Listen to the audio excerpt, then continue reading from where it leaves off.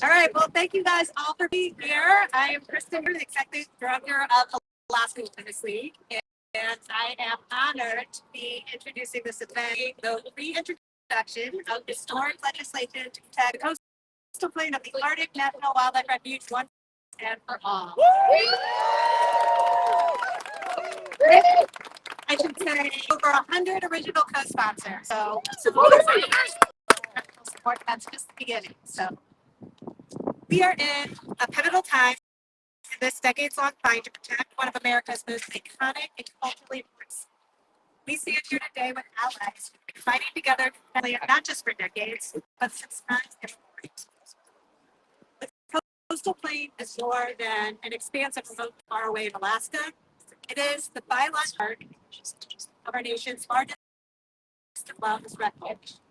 It is a place where the portable have burned their calves for thousands of years, the sacred place where life begins with witches. It's a place for getting polar bears with their young, where migratory birds from every state and continent return to nest, a wildlife haven, and we are here today to fight for its protection. Before I introduce our speakers, on behalf of the Arctic Refuge Campaign, which represents a deep coalition of nations who share in this fight, I want to express deep gratitude to the champions of the Arctic Refuge bill. Ranking Member Jared Huffman and Brian Fitzpatrick.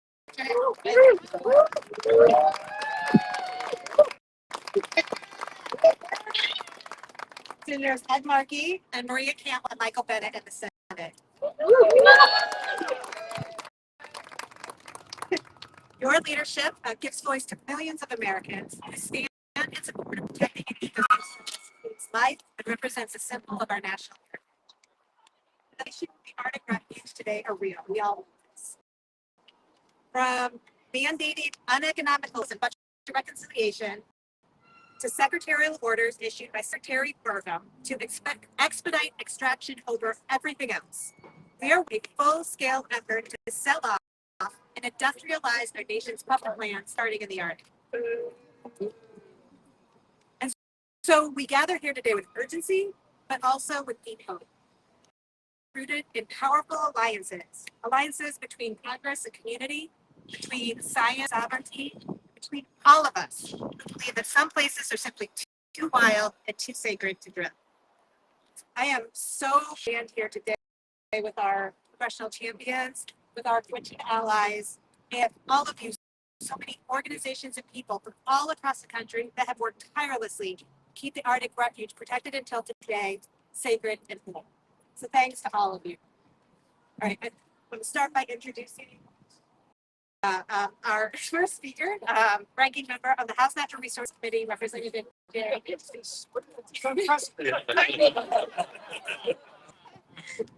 Ranking member of the House Natural Resources Committee, Jared Huffman, who has been a tireless advocate for lands and waters his entire career. He is one of Congress's most consistent and outspoken voices for science-based environmental policy, for Indigenous rights, and for climate change. His commitment to protecting the Arctic Refuge is deep, and he has been relentless in standing up to big oil's assault on America's wildest places and in fighting to ensure the Arctic Refuge receives. Oh, wow. Congressional Democrats are unified when senators are actually referring to lowly members of the House. This is the kind of courtesy and collaboration that I think bodes very well for the work that we do together. Thank you to this amazing coalition. And thanks to all of you about this incredibly pristine and special place. It is an honor for me to announce this morning alongside my colleague, Representative Fitzpatrick, and our great Senator Ed Markey and others, and nearly 100 co-sponsors. That is remarkable. We've reintroduced bipartisan. It feels great to still be able to say bipartisan.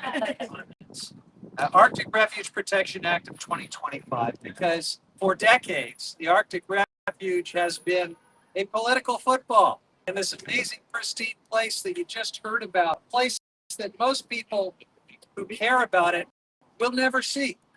I've been fortunate enough to sit on an airplane onto the tundra and actually see this amazing coastal plain of the Arctic Refuge. Most Americans never will, but they still understand that there are some places too special, too amazing, and too ecologically and culturally significant to allow them to be permanently despoiled by oil and gas development. That's what it is. It's still bipartisan, and what we need to do after decades of this being a political football, of it being unresolved, something to fight about, we got to permanently designate it as wilderness that it is and permanently protect it as such. So I have had the privilege of leading this bill in that Ed Markey matriculated to the United States Senate. It was handed to me by a colleague named Rush not long after I arrived, about 11 or 12 years ago, and it's just a privilege to spearhead it throughout my time in the Congress. This truly wild place, known to the Gwich'in people as the sacred place where life begins, of course, is the calving grounds of the porcupine caribou herd. It is the foundation of the Gwich'in people's way of life. And back 2017, I talked about how political football all these years. We saw a new level of cynicism. The Trump administration in its 2017 tax scam included it and misrepresented it as a source of billions of dollars in federal revenue. It's the only way they could get passed. Many of the Republicans that voted for that did not want to open the Arctic Refuge up to oil and gas drilling, but it was jammed into the bill without any serious deliberation or process. And we were lied to revenues that it would generate. We were told it would be nearly $2 billion over 10 years. What we came to find out is that the Arctic Refuge, as we've known all along, is not a very economical place for oil and gas interests to develop. It's a dangerous place for them to develop, and almost no one even wanted to do it. So the leases that were sold were held by a state-backed development corporation with no experience in oil and gas development, no real plan to move forward. It was a charade. And in the days ahead, as we start to unveil what's in this Republican reconciliation bill, I think we should be on high alert to similar charades. We know the Arctic Refuge will continue to be football. But they are not going to fool us twice, folks. They fooled us once. This time we are on to them. Our markup in the committee is next week, and we are going to spotlight the way that America has been misled and the way, frankly, this amazing, pristine place has been mistreated for far too long. Today, we are taking an important step forward toward that goal that we will achieve with all working together with this coalition of 100 co-sponsors in the House, more in the Senate. We will eventually achieve that permanent protection of this amazing place as wilderness. So thank you for the honor of working with you on this righteous cause. Thank you, Ed Markey, for all your amazing leadership. Let's get this done. I'd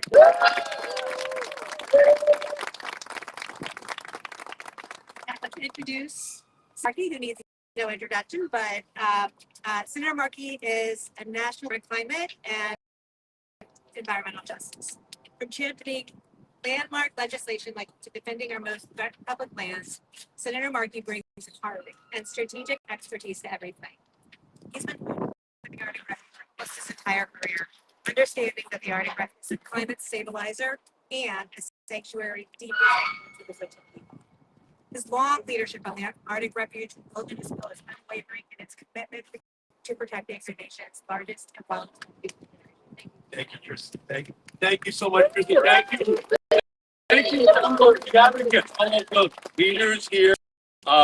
Thank you to my partner in the House of Representatives. We are both graduates of Boston College Law School, and we were both ranking members of the Natural Resources in the United States House of Representatives, fighting to protect against this unscrupulous attempt to pillage one of God's great creations. And so it's a great honor to be with Jared here today and the rest of the team, Alaska Wilderness League, to everyone who is here. Since time immemorial, the coastal lands within the Arctic Refuge have been central to the survival and the cultural beliefs of Arctic indigenous people who have tirelessly worked their sacred homeland. Today, the Gwich'in people's sacred place where life is now under heightened threat from oil and gas drilling, from climate change, and from Trump, who wants to jeopardize this natural wonder and the rights of indigenous people. Just last month, Trump reinstated a program that makes the entire 1.6 million acre coastal plain of the Arctic Wildlife Refuge available for oil and gas leasing. We already know that drilling in the refuge is not only bad for the environment and indigenous peoples, it's simply bad business. Even big oil knows that drilling in the Arctic Refuge is a bad idea. Chevron and Hillcorp recently backed out of their plans to develop in the refuge millions to vacate leases. So I'm here today to renew our fight against the Trump administration's agenda to destroy the Ark, and I'm inspired and proud to be standing with Gwich'in people to witness the deep love and respect which they have for their homeland, as well as their unwavering commitment to protect it. Here's I've joined with all of you in this fight, championing efforts to protect the Arctic National Wild Refuge from harmful leasing, development, drilling, or mining. And today, alongside Jared Huffman and Senators Cantwell and Bennett, as well as all of the other congressional colleagues who have signed on to this effort, I have reintroduced Arctic Refuge Protection Act of 2025 into the United States Senate. The permanently protect the coastline of the Arctic National Wildlife Refuge from oil and gas drilling. This legislation would designate more than 1.5 million acres of the refuge as wilderness while preserving subsistence rights of the Arctic indigenous peoples. The Arctic is warming twice as fast as the rest of the planet. The Arctic warming twice as fast as the rest of the planet. Climate change is putting the entire region and all the people and the species that live there at risk. We don't need to increase that devastation by disrupting and drilling in the Arctic refuge, especially to produce more oil and more gas, worsen the climate crisis. Our refuges should be just that, refuges from drilling, a refuge from production, and a refuge from despoilment. In the Senate, I will keep fighting to protect this sacred place from being sold off to protect breaks for billionaires. So we thank you to all of the fearless leaders of the Gwich'in Steering Committee, to Alaska Wilderness League, and to all partners who are here today.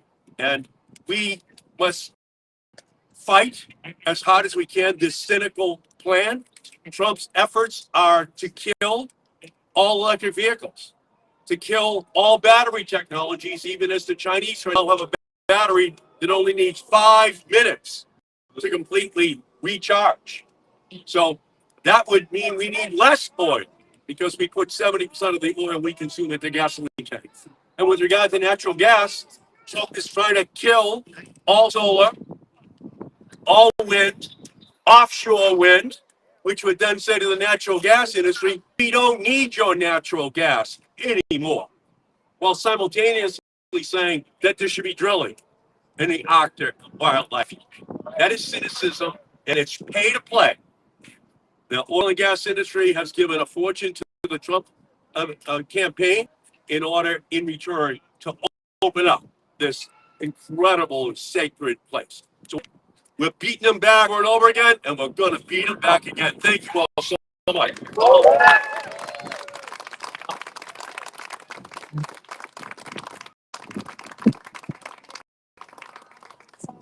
Everything you have done for her.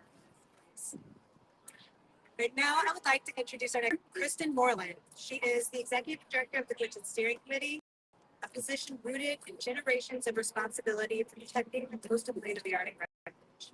She has dedicated her career to helping the people, and under her leadership, the GC has been raising its voice nationally and globally, ensuring the world understands that drilling in the coastal plain is not just an environmental issue, writes it.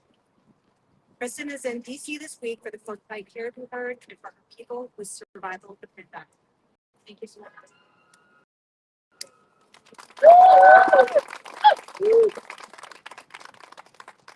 I'm here today on behalf of my Gwich'in people to thank our leaders for listening to our voice and standing with us to protect this the sacred place where life began. In time when others seek to destroy the sacred landscape, often at our people's expense, we are grateful to see leadership respecting our Indigenous rights and to know that we are being heard.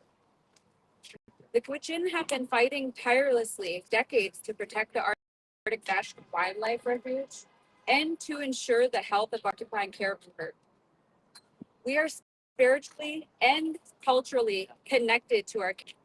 That's our identity. We are, as Gwich'in people, is connected to the caribou. That's why we are here to protect this land.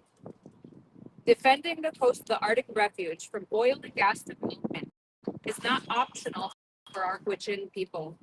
Destroying the sacred land is not negotiable. My ancestors stewarded this land, cared for it, and lived in relationship with the caribou since time. Our future survival depends on protecting the caribou.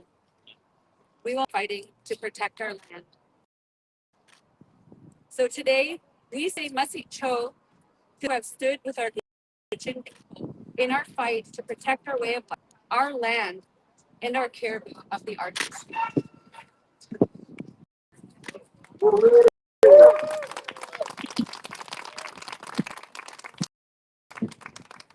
Now I'd like to introduce our final speaker, Kayleen Peter Ward, another amazing Gwich'in leader, another woman leader, and tribal council member for the Native Village of Eagle Government. Kayleen joins Kristen and the delegation of Gwich'in elders and congregations who are in DC this week.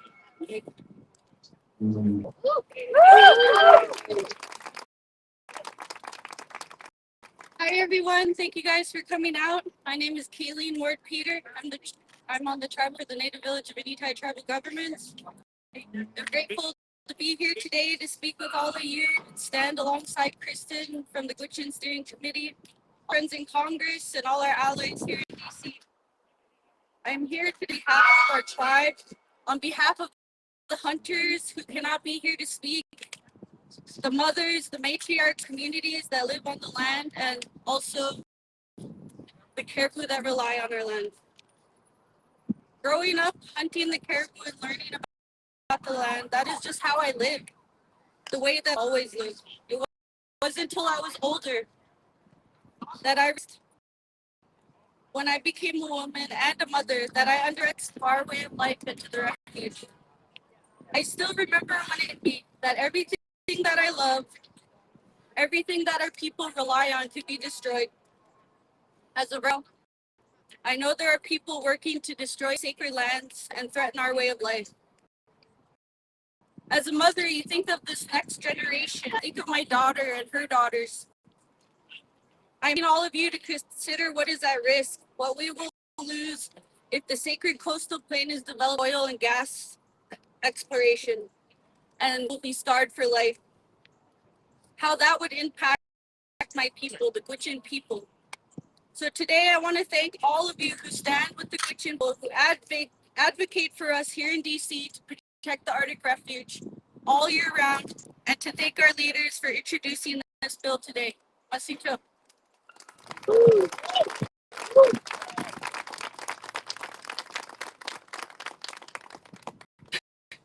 That is all of our speakers for today. So I don't know if we want to do questions here, but we will have our speakers available to answer questions after if anybody wants to have a conversation.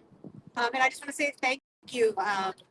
Again, we put this together with the Gwich'in Steering Committee and with the Arctic Defense Campaign. So there's so many organizations involved in this fight, and we really appreciate your support. Reach out and go to the Arctic Defense Campaign website for information. And thank you all for being here.